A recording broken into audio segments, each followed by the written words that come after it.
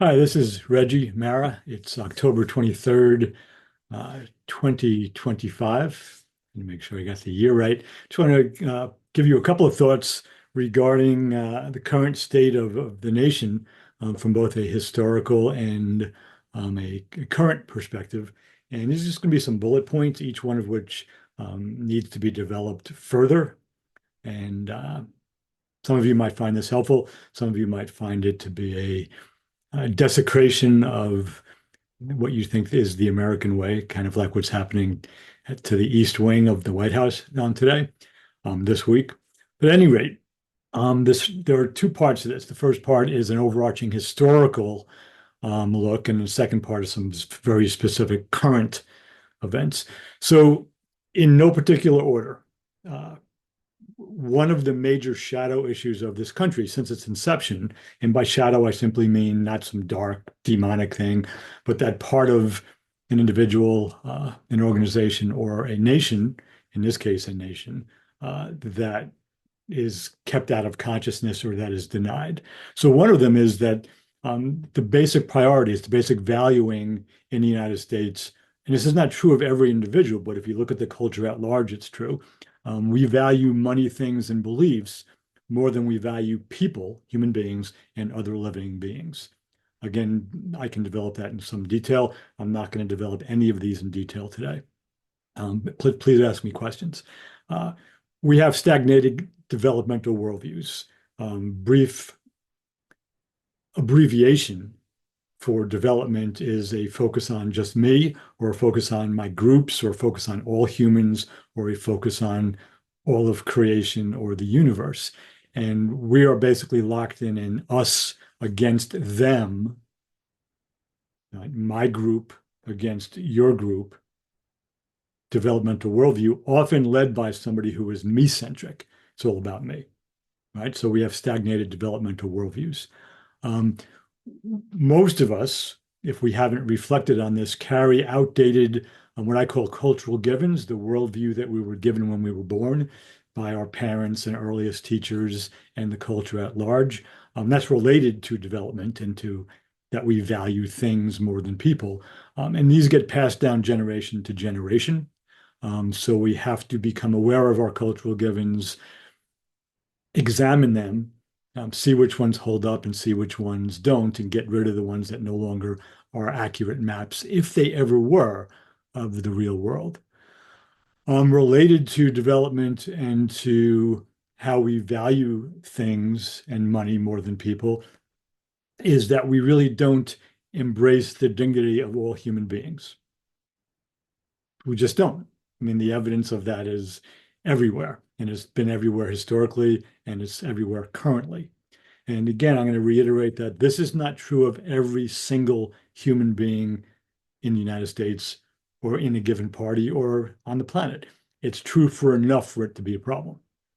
Um, Related to this, not embracing the dignity of every human being is what I refer to as our three and a half foundational subjugations. Right? The first three are really obvious. So those are the subjugations of women, which predates 1776, obviously.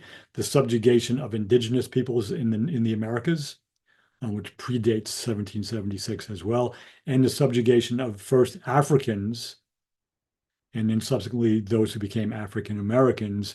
Again, that predates 1776 as well. Anybody wants to debate any one of those three, don't bother because I don't have time to debate those three. They're painfully obvious.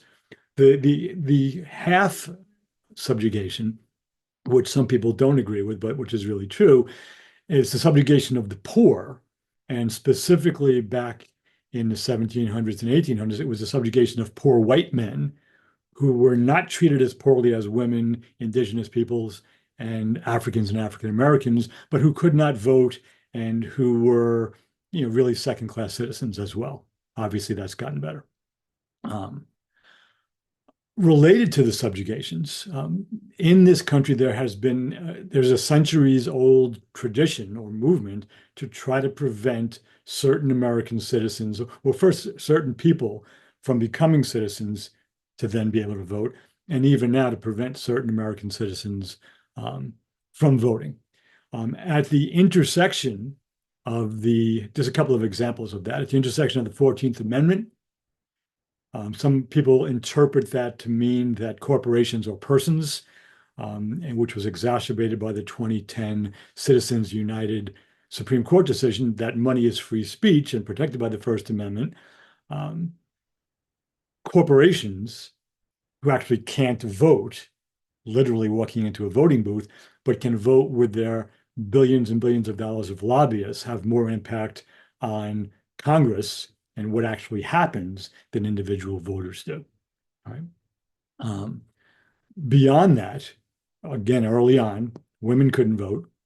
Indigenous people weren't considered persons, so they couldn't be citizens and couldn't vote. And enslaved individuals were considered, um, 2/3 of a human being in order to help pay taxes and get more representation in, excuse me, yeah, 3/5 of a human being in order to pay taxes and get more representation for the Confederate States back in the day. We're also characterized by a lack of health and caring, which manifests itself as being the only post-industrial, formerly democratic nation on the planet that does not provide health care for all of its citizens.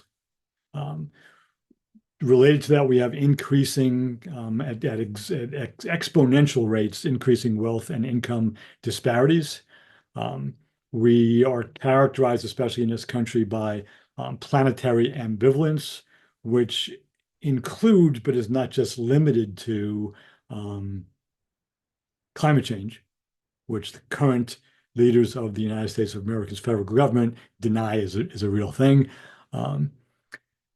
And we're oblivious as a nation to something called the meta crisis, which is the overarching name given to a cascading series of related crises that are on the planet, and by on the planet, that includes the United States, which the current administration is oblivious to. But even if there were a different administration, would not be being addressed because it wasn't being addressed prior to this administration. And then again, this is all tied in with shadow. These are the things we deny about the country. Every one of them can be developed, is developed at length. So that's the historical piece leading us into the current events. So currently, let's just say basically in the 21st century forward, from 2000 forward, we're dealing with an ongoing corruption of the information environment, right? At the heart of that are many things that you're aware of. Social media is a big part of it. Basically, deliberate and misinformation, which is exacerbated by artificial intelligence and the willingness of the United States government leaders to participate in deliberately disseminating false information. A failure to or not being concerned with differentiating fact and opinion. Again, exacerbated by artificial intelligence and social media. A failure to or not being concerned with differentiating truth and falsehood, again, exacerbated by artificial intelligence and social media.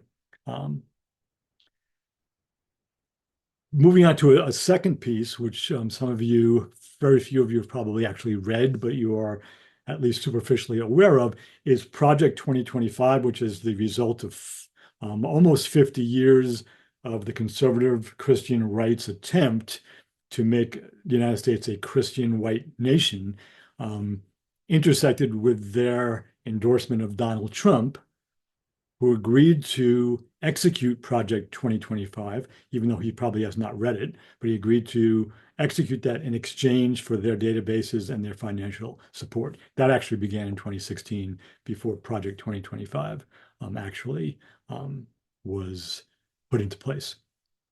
What the current administration and Project 2025 together have put into place are the weaponization of the federal government, a disregard for the rule of law, the extortion of and attacks on freedom of academic freedom in universities, freedom of the press, freedom of speech, freedom of assembly, and attacking law firms and real journalists, people who actually report the news and follow a professional set of standards to report accurately what they see, as opposed to those who comment on the news.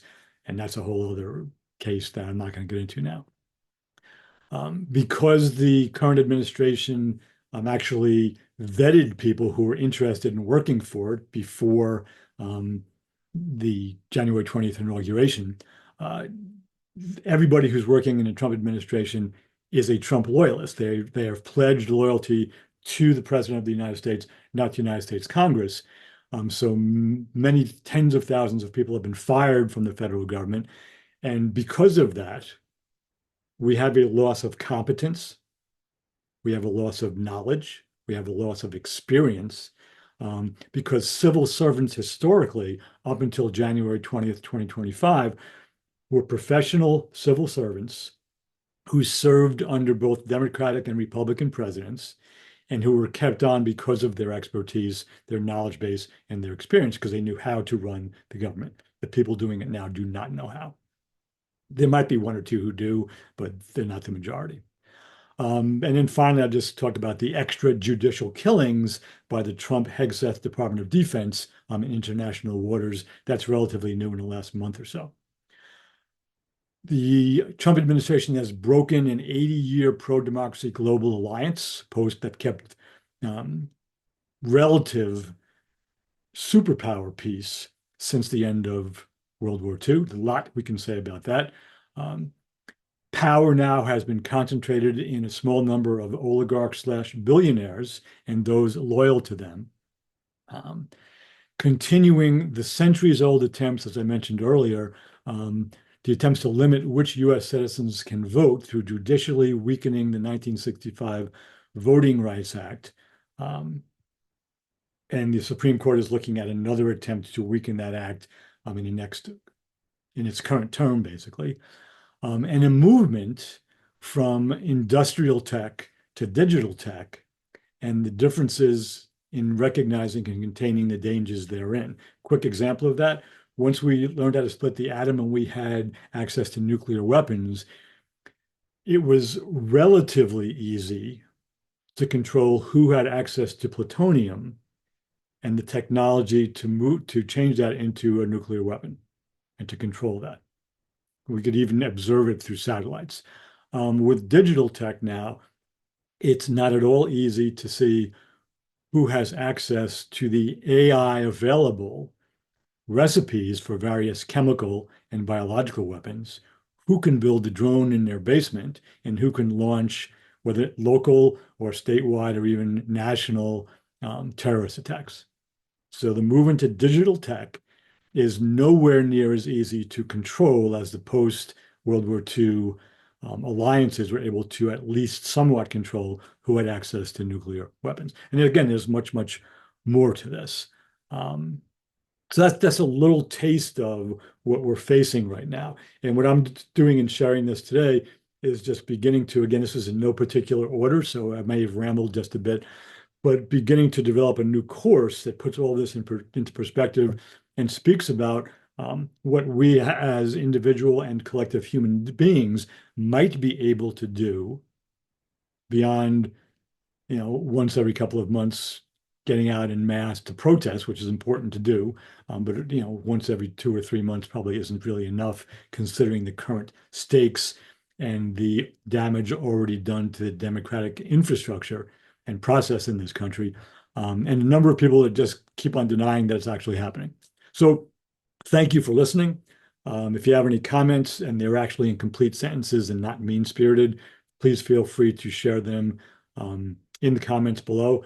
And please feel free to share this video. Again, this is the kind of tip of the spear, so to speak. It's a real brief overview of some of the concerns, both historical and current, that lead us to the particular place we are right now. Each of these bullet points that I've shared is developed in great detail, and I may begin to do that as well. I'll see how much energy I have and what the feedback is. So again, thank you for listening. This is Reggie Merritt. It's October 23rd, 2025. See you around the campus.